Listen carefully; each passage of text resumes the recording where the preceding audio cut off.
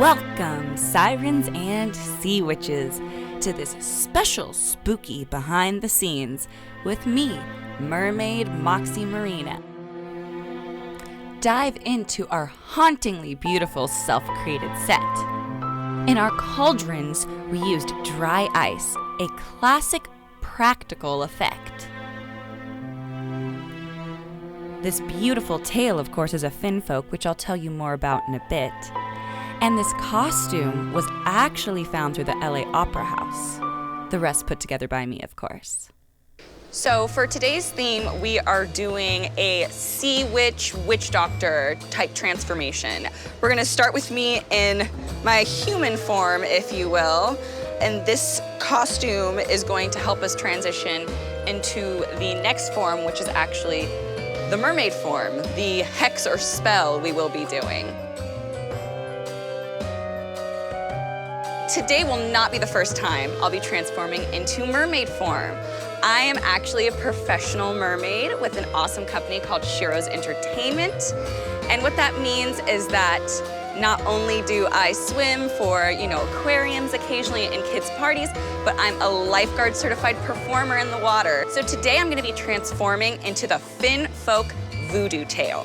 This is an older tail from the 3rd generation release, which means it's made out of neoprene, but it's so beautiful and so vibrant, you're going to love it.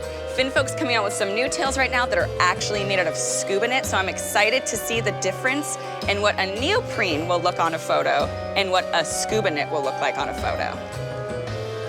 Besides my tail, I will also be wearing my mermaid azzle, AKA mermaid Monica crown.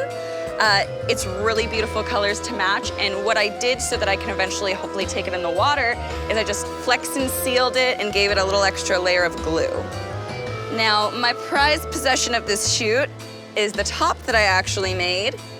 It is made of real seashells and also flexed and sealed, and got a perfect little finfolk scale to match. I'm very excited about this since it's the first mermaid top that I've made that is supposed to be water resistant. I'll let you guys know how that one went.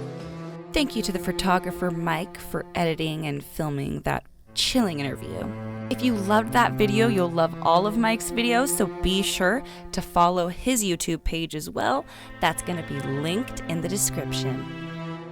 Now here you can see Mike and I working together behind the scenes. One of the most important tips I have for modeling is intention. A different intention in each photo gives the same pose variation. When I say intention, I'm talking about motivation. What is your character thinking? How do they feel? What do they want to do? This is especially helpful when you're stuck in a tail and you can't do a lot with your legs. Tip number 2, communicate with your photographer.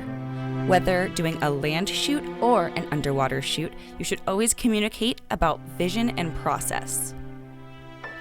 Here, Mike and I are discussing possible poses, things he'd like to see, and things that are possible in the setting that we created.